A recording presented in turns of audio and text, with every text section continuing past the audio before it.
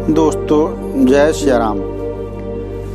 बहुत से लोग हमसे कहते हैं कि हम क्या करें जो हमको परमात्मा की प्राप्ति हो जाए। जो हमने पढ़ा, सुना, देखा, उसमें एक ही चीज़, जैसे राम सुखदास स्वामी जी ने बताया कि अभ्यास से बोध नहीं होता है। लोग कहें कि अभ्यास करें डेली, ये तो आप तो रट्टू तोता हो जाओगे। कैसे होता है उसके बारे में बताया है कि हम लोगों के भीतर एक बात जची हुई है कि हर एक काम अभ्यास से होता है, जबकि ऐसा नहीं है। अतः तत्व ज्ञान भी अभ्यास से होगा। वास्तव में तत्व ज्ञान अभ्यास से नहीं होता। ये बड़ी मार्मिक और बड़ी उत्तम बात है। अभ्यास से नई स्थिति तो बनती है, संसार से संबंध विच्छेद नहीं होता। यह बहुत मनन करने की बात है। यह बात आपको जचा देना मेरे हाथ की बात नहीं है, परंतु ये मेरी अनुभव की बात है। अभ्यास से एक स्थिति बनती है, बोध नहीं होता है। अभ्यास में समय लगता है, जबकि परमात्मा प्राप्ति तत्काल होने वाली वस्तु है। तत्काल, बहुत बड़ी बात कही थी स्वामी जी ने। जैसे रस्से के ऊपर चलना हो तो तत्काल नहीं चल सकते, उसके लिए अभ्यास ही करना ही पड़ेगा। अभ्यास किए बिना आप रस्से पर नहीं चल सकते, परंतु 2 और 2 4 होते हैं। इसमें क्या अभ्यास करने की बात? ऐसा नहीं है। तत्व ज्ञान में समय की अपेक्षा है ही नहीं, परंतु जिसके भीतर अभ्यास के संस्कार हैं वह इस बात को जल्दी नहीं समझ सकता। अभ्यास और अनुभव में बड़ा अंतर है। अभ्यास से अनुभव नहीं होता, प्रत्युत एक नई स्थिति बनती है। परमात्म तत्व स्थिति से अतीत है, वह स्थिति से नहीं मिलता। ये बहुत मार्मिक बात है, परंतु जिसने ज्यादा लोगों को सत्संग किया है, ज्यादा पुस्तकें पढ़ी हैं, उनको ये बात समझने में कठिनाई होती है। इस बात का मैं भुक्तभोगी हूँ। कौन कह रहे? स्वामी जी कह रहे हैं, मैंने काफी पढ़ाई की और वर्षों तक अभ्यास किया है, इसलिए मेरे को इस बात का पता है। मैंने योग का अभ्यास किया है, वेदांत का अभ्यास किया है, व्याकरण का किया है। कौन बोल रहा है? स्वामी राम सुखदास जी। काव्य का किया है, साहित्य किया है, न्याय का किया है, वेदांत के आचार तक की परीक्षाएं दी हैं। पर यदि मैं अपने को विशेष विद्वान नहीं मानता, तथापि विद्या का अभ्यास मेरा किया हुआ है, इसलिए मेरे जैसे व्यक्ति का जल्दी कल्याण नहीं हुआ। ये कौन कह रहा है? संत श्री राम सुखदास जी, जिसके भीतर ये बात जची हुई है कि अभ्यास से कल्याण होता है, उसका जल्दी कल्याण नहीं होगा। क्या? कल्याण के लिए 3 बातें मुख्य हैं जो हम पहले बता चुके हैं। क्या? कि शरीर मैं नहीं हूँ, शरीर मेरा नहीं है और शरीर मेरे लिए नहीं है। इसमें अभ्यास में क्या करोगे बताओ? अभ्यास करेंगे तो वर्षों बीत जाएंगे, बोध नहीं होगा। अभ्यास न करें तो अभी इसी क्षण बोध हो सकता है परमात्मा का, चाहे अंतःकरण कैसा ही क्यों ना हो। और ये गजब, कितनी खुल के बात बोली है। ये संत लोग कभी कभी बोलते हैं, क्या बोले? अंतःकरण चाहे शुद्ध हो चाहे ना हो, लेकिन आप माने अथवा ना माने, मेरा कोई आग्रह नहीं है, परंतु ये मेरी देखी हुई समझी हुई बात है कि अभ्यास से तत्व ज्ञान नहीं होता। अभ्यास से विद्वान तो बन जाओगे, पर तत्व ज्ञान नहीं होगा। कितना ही अभ्यास करो, पर मैं शरीर हूँ, मेरा शरीर है, शरीर मेरे लिए, ये 3 बातें भीतर से निकलती नहीं है अभ्यास में। स्वरूप का बोध अभ्यास से सिद्ध होने वाली चीज है ही नहीं। अभ्यास से नई स्थिति बनेगी, जबकि तत्व स्थिति में अतीत है। स्थिति में तत्व नहीं है और तत्व में स्थिति नहीं है। उसको सहजावस्था कहते हैं, पर वास्तव में वह अवस्था नहीं है। तत्व अवस्था में अतीत है, अवस्था में अतीत तत्व अभ्यास से नहीं मिलता, प्रत्युत तत्काल मिलती है। जो वस्तु जैसी है वैसी ही जानने में अभ्यास नहीं है। अभ्यास में मन, बुद्धि, इंद्रियों का सहारा लेना पड़ता है। तत्व बोध में मन, बुद्धि, इंद्रियों की जरूरत है ही नहीं। तत्वबोध वृक्ष के फल की तरह नहीं है। कैसा है?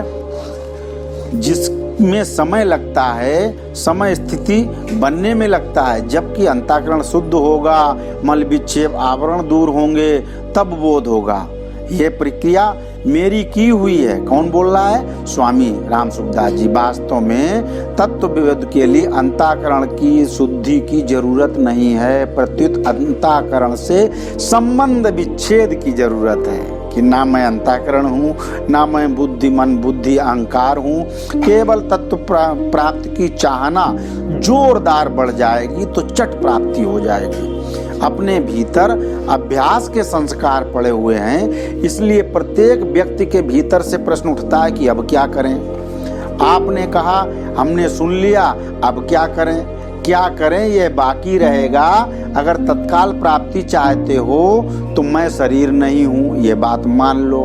एक आदमी ने दूसरे से कहा कि 2 और 2 कितने होते हैं, उसका सही उत्तर दोगे तो मैं तुम्हें 200 रुपए दूंगा। दूसरे ने कहा 4 होते हैं। पहला आदमी बोला कि नहीं होते हैं। वह बार बार कहे 2 और 2 4 होते हैं, पर पहला आदमी बार बार यही कहे कि नहीं होते हैं। अब उसको पता नहीं, उसको कोई कैसे समझाए, वह समझना नहीं जा चाहता।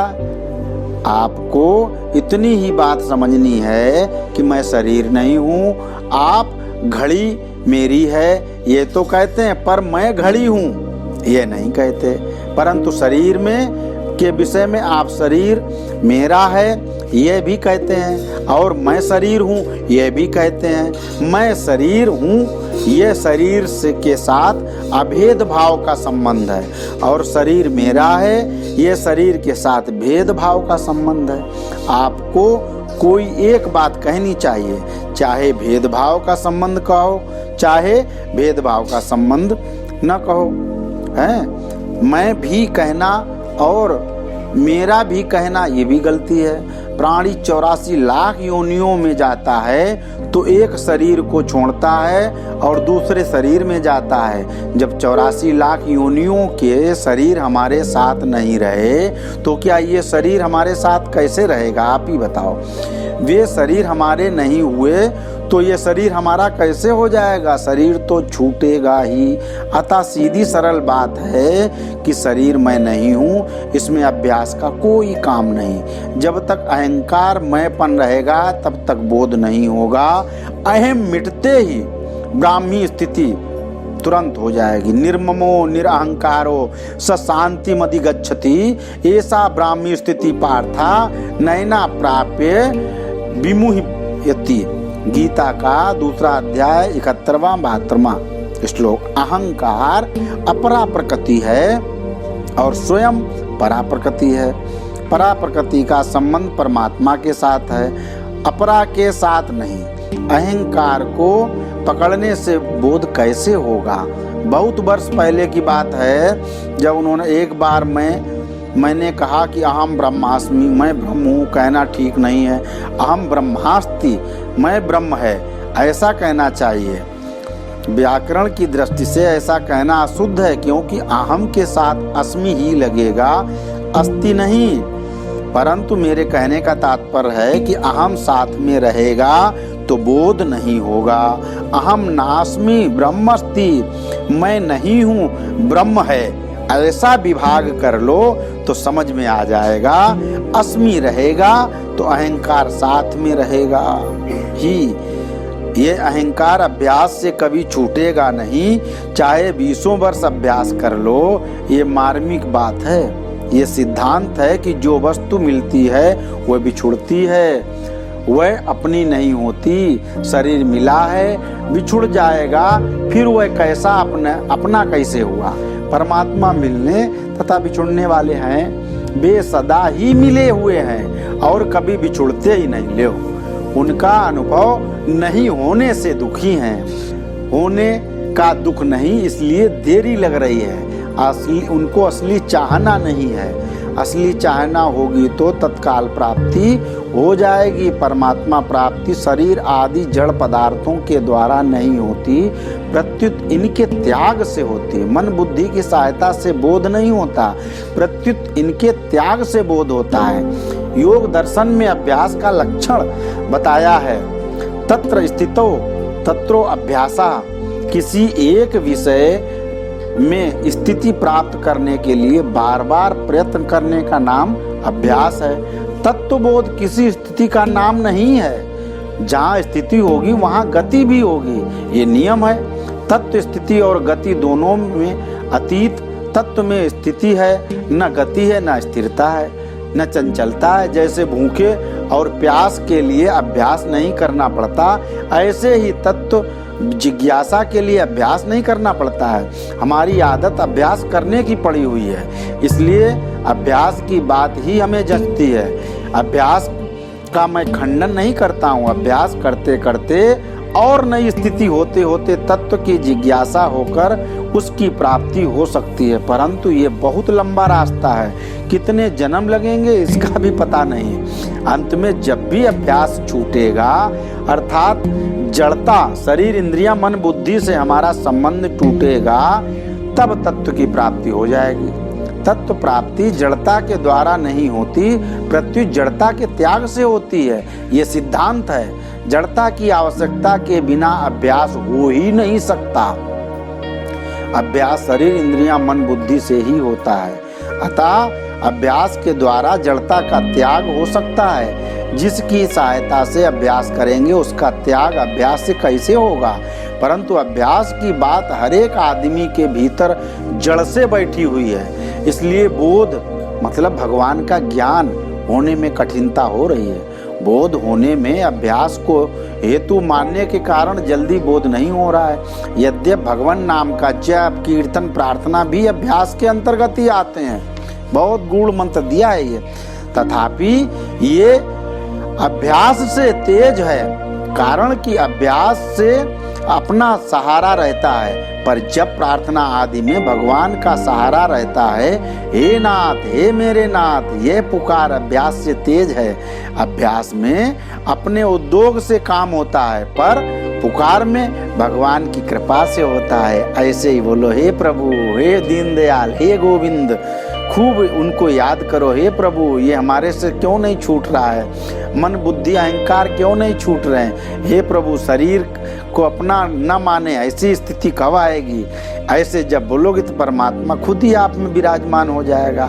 आप अभी अभ्यास के राज्य में बैठे हो, आपके संस्कार अभ्यास के हैं, इसलिए आप नाम जप कीर्तन प्रार्थना में लग जाओ तो आपको बहुत लाभ होगा। क्या कि भगवान ने कहा है कि कोटि त्यक्त्वा हरिम स्मरेत, करोड़ काम छोड़ के केवल हरि का स्मरण करो। करोड़ काम जो भी दिनचर्या है उसमें अगर भगवान छूट रहे हैं, भगवान मिल रहे हैं तो घर छोड़ना पड़े छोड़ दो। भगवान मिल रहे हैं, परिवार छोड़ना पड़े छोड़ दो। पर भगवान मिल रहे हैं, संसार छोड़ना पड़े तो भी छोड़ दो, सस्ता सौदा है। इसलिए कुछ कहीं छोड़ने पकड़ने की जरूरत नहीं है, क्योंकि जहाँ पे जिस जगह पे हो बस श्री राम जय राम जय जय राम, श्री राम जय राम जय जय राम, जो भी आपका इष्ट हो उसको केवल जपो, भूलो नहीं। ये प्रार्थना करो तो आपको सब जगह, सब भूमि गोपाल की, सब में परमात्मा नजर आएगा। मनुष्य मात्र के लिए मुख्य बात है अपने जीवन का एक उद्देश्य बनाना। वास्तव में मनुष्य जीवन का उद्देश्य पहले से ही बना हुआ है। भगवान ने जीव को सदा के लिए जन्म मरण रूप बंधन से मुक्त होकर अपनी प्राप्ति के लिए ही मनुष्य शरीर दिया है, और इसी उद्देश्य की प्राप्ति के लिए जीव ने मनुष्य शरीर लिया है। इसलिए भगवान को प्राप्त कर लेने में ही मनुष्य जन्म की सार्थकता है। इस कार्य के लिए मनुष्य शरीर के सिवाय दूसरा कोई शरीर है ही नहीं। यद्यप भगवान की ओर से किसी के लिए भी कोई मनाही नहीं है, तथापि मनुष्य शरीर खास भगवत प्राप्ति के लिए ही है। इस मनुष्य शरीर को पाकर यदि अपना उद्देश्य ठीक नहीं बनाया तो क्या किया? इसलिए सब भाई बहनों से प्रार्थना है कि आप स्वयं अपना उद्देश्य बनाएं कि हमें भगवान को इसी शरीर से ही प्राप्त करना है। आप चाहे मेरा कहना मान लो, चाहे गीता का कहना मान लो, चाहे श्री रामायण जी का, ग्रंथों का कोई बात मान लो, चाहे अन्य किसी की बात मान लो, सबकी खास बात यही है कि मनुष्य जन्म भगवत प्राप्ति के लिए ही मिला है। भगवत प्राप्ति के सिवाय मनुष्य जन्म का दूसरा कोई प्रयोजन है ही नहीं। अब बताओ, भगवत प्राप्ति के बिना मनुष्य शरीर भी 84 लाख योनियों की तरह ही है। इसलिए मनुष्य जन्म में मूल्य को समझो, विचार करो कि मनुष्य जन्म क्यों मिला, भगवान ने क्यों दिया है, हमने क्यों लिया है। 2-4 बच्चे पैदा करने, शादी करके 10-20 मकान बना के 150 करोड़ छोड़ जाने के लिए, बड़ा बड़ा इकट्ठा करने के लिए मिला है? नहीं, ये तो सब अपने अपने योनियों में कर रहे हैं। कुत्ता, सुअर, बिल्ली, गधा सब अपना अपना बच्चे पैदा करके परवरिश कर रहे हैं। तुमको मनुष्य जन्म अगर मिला है तो केवल परमात्मा प्राप्ति के लिए ही मिला है। मनुष्य जन्म ही एक ऐसा जन्म है जिससे मनुष्य सदा के लिए दुखों से मुक्त हो सकता है। बहुत बड़ी बात कही स्वामी जी ने। साधन धाम मोक्ष कर द्वारा, पाई न जेहि परलोक समारा, सो पर परत्र दुख पावई, सिर धुनि धुनि पछिताएं, कालहि कर्मई ईश्वर मिथ्या दोष लगाएं। मानस में उत्तर कांड में 43वीं चौपाई श्लोक में कहा है, ऐसे शरीर को प्राप्त करके भी अगर आप आध्यात्मिक उन्नति नहीं की तो क्या खाक किया। आध्यात्मिक तत्व की प्राप्ति के लिए ही मनुष्य जन्म मिला है। इसके सिवाय मनुष्य जन्म का और क्या मतलब। अगर यह भी आपने नहीं किया तो मनुष्य होने का क्या मतलब। मनुष्य हो चाहे कीड़ा मकोड़ा, क्या फर्क पड़ा। मनुष्य जन्म की सार्थकता क्या हुई। परमात्मा प्राप्ति के विषय में आप जोर से नहीं लगे तो फिर आपने क्या किया, क्या मतलब सिद्ध किया। चाहे भाई हो चाहे बहन हो, अगर उसने परमात्मा प्राप्ति का उद्देश्य नहीं रखा तो मनुष्य जन्म का क्या मतलब। नीति में श्लोक आता है, सतम विहाय भोक्तत्वम सहस्त्रम स्नानम आचरेत, लक्ष्यम विहाय दातव्यम कोटि त्यक्त्वा हरि स्मरेत। 100 काम छोड़कर भोजन करो, 1000 काम छोड़कर स्नान करो, 1,00,000 काम छोड़कर दान करो और करोड़ काम छोड़कर भगवान का स्मरण करो। ये इसका अर्थ है। तात्पर्य है कि करोड़ काम भी बिगड़ते हो तो बिगड़ जाएं, उसको छोड़कर भगवान का स्मरण करो। भगवान का स्मरण करना सबसे मुख्य रहा। भोजन से, स्नान से, दान से भी बढ़कर भगवान का स्मरण सबसे पहले है। भगवान का स्मरण किए बिना जन्म मरण नहीं छूट सकता। जन्म मरण छूटे बिना मनुष्य जन्म किस काम का। लोग सत्संग छोड़कर जाते हैं तो कारण पूछने पर कहते हैं कि हमें अमुक अमुक काम करना है, जाना ही पड़ेगा। आने में देरी हो जाए तो कहते हैं अमुक अमुक काम आ गया, नहीं तो हम पहले ही आ जाते। इससे सिद्ध ये हुआ कि आपने सत्संग की अपेक्षा दूसरे कामों को ज्यादा आदर दिया। शास्त्र कहता है कोटिम त्यक्त्वा हरिम स्मरेत, करोड़ों काम छोड़कर भी भगवान का स्मरण करो। क्या आपने करोड़ों काम छोड़कर कभी भगवान का स्मरण किया। विचार करें कि परमार्थिक उन्नति के लिए हमने जितने काम छोड़े हैं, कितने कामों की उपेक्षा की है। अपने हृदय पर हाथ रखकर स्वयं सोचो कि क्या हमने परमार्थिक बातों का इतना आदर किया है। आप कहते हैं कि हम सत्संग करते हैं, हमें आध्यात्मिक उन्नति चाहिए, पर अपने लक्ष्य को पूरा करने के लिए क्या आपने ऐसा किया। क्या ऐसा करने का विचार है। विचार करने से पता लगेगा कि आप कितने पानी में हैं। हमें परमात्मा प्राप्ति नहीं हो रही ऐसा कहते हैं, पर उसके लिए आपने कितने काम छोड़े। परमार्थिक उन्नति इस मनुष्य जन्म में ही हो सकती है, कारण कि इसी के लिए ये मनुष्य जन्म मिला है। पर इस काम के लिए आपकी कितनी तत्परता है, इधर ध्यान दो, अपने भीतर विचार करो। शास्त्र कहता है कि करोड़ों काम बिगड़ते हो तो बिगड़ जाएं, पर भगवान का स्मरण मत छोड़ो। इस भगवत स्मरण को आपने कितना महत्व दिया है, इस पर कितना विचार किया है, फिर आपको पता लगेगा कि हमारी आध्यात्मिक उन्नति कितनी हुई है। हर एक साधक को इस तरह विचार करना चाहिए। यदि सब काम छोड़कर भगवत स्मरण को महत्व देते हैं तो फिर ऐसा नहीं कहते कि हम इतने वर्षों में लगे हुए हैं, परमात्मा की प्राप्ति नहीं हुई। हम भगवत स्मरण, भगवान स्मरण जितना आदर करते हैं उसकी अपेक्षा भी भगवान हम पर विशेष कृपा करते हैं। एक ने प्रश्न पूछा, क्या शास्त्र विहित कर्तव्य कर्म छोड़कर भगवान का भजन करें? शास्त्र विहित कर्तव्य कर्म करना, कुटुंब का पालन करना, न्यायानुकूल काम करना बहुत अच्छा है, पर भगवान के स्मरण के सामने सब गौड़ हो जाते हैं। अब बताइए, तात्पर्य ये हुआ कि कर्तव्य कर्म करना छोड़ दें, कर्तव्य कर्म करें, पर भगवान का स्मरण सबसे मुख्य होना चाहिए। संसार में जितने भी काम हैं वे सबके सब एक दिन बिगड़ने वाले हैं। गजब, बहुत बड़ी बात कही संत ने कि जितने काम हैं, बना बनाया बंगला, गाड़ी, बिजनेस, व्यापार सब छूटने वाले, मतलब बिगड़ने वाले हैं, परंतु भगवान का स्मरण कभी बिगड़ेगा ही नहीं। सबकी चीज बिछड़ने वाली, बिगड़ने वाली, लेकिन भगवान का स्मरण नहीं बिगड़ेगा। एक भी आदमी बता दो जब पैदा हुआ जब से अभी तक करोड़पति हो, बराबर। एक भी आदमी बताओ कि जब से पैदा हुआ तो गरीबी गरीबी रहा हो। एक भी आदमी बता दो जो आदमी बीमारी रहा हो। नहीं साहब, ये सब नहीं, क्योंकि जो अच्छा है बुरा बनेगा, बुरा है अच्छा। लेकिन जिसने केवल परमात्मा को पकड़ा वो आदमी बिल्कुल भगवान के लिए भगवान के निकट ही रहेगा, परंतु भगवान का स्मरण कभी नहीं बिगड़ेगा। संसार कितना ही सुधार लो वह तो बिगड़ेगा ही। वो सुधर जाए तो भी बिगड़ गया, बिगड़ जाए तो भी बिगड़ गया। वास्तव में तो संसार काम बिगड़ा हुआ है ही। मनुष्य जन्म की सफलता भगवान को प्राप्त करने में ही है। भोजन करने से, स्नान करने से, दान देने से मनुष्य जन्म सफल नहीं होगा। मनुष्य जन्म सफल होगा भगवान का स्मरण करने से। आप स्वयं सोचो कि भगवान के स्मरण से बढ़कर क्या काम है। समस्त कर्तव्यों का मूल कर्तव्य है भगवान का याद करना।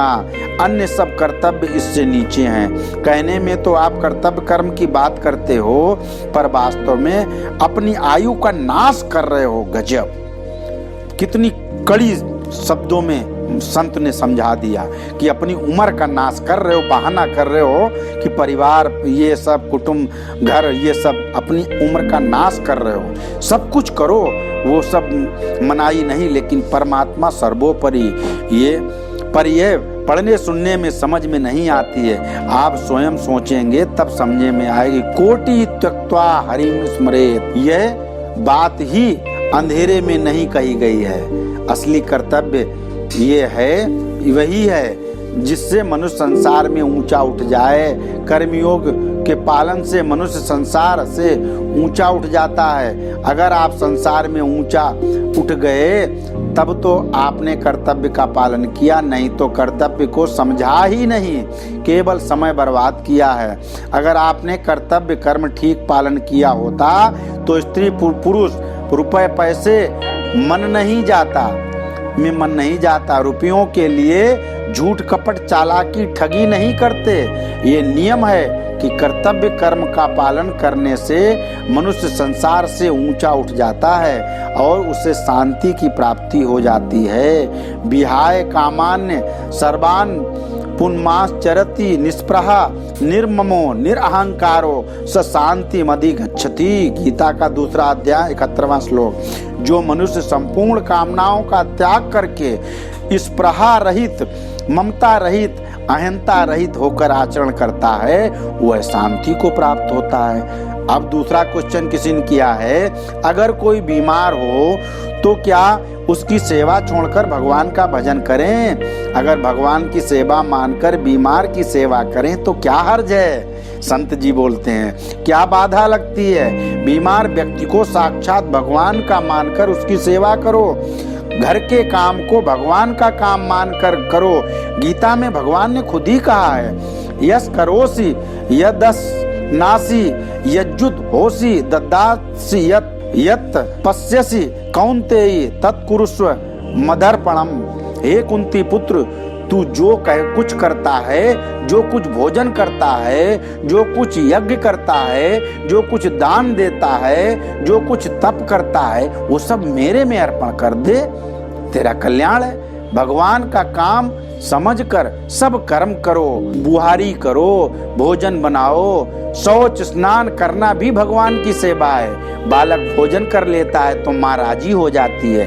भगवान क्या माँ से भी कम दयालु हैं? एकनाथ जी महाराज के भागवत में 11 स्कंद में टीका में लिखा है कि घर के झाड़ू देकर कचरा भगवान के अर्पण की भावना से बाहर फेंकें तो वो भी भजन हो जाएगा।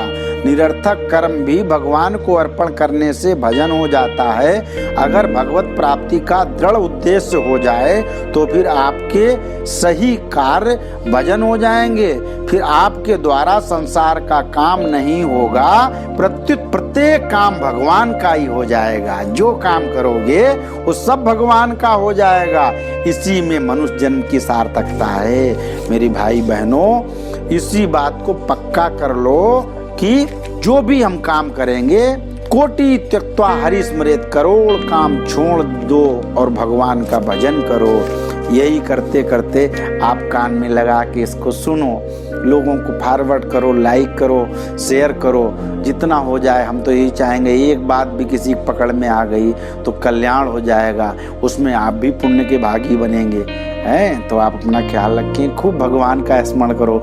श्री राम जय राम जय जय राम, श्री राम जय राम जय जय राम, श्री राम जय राम जय जय राम, जय श्री राम।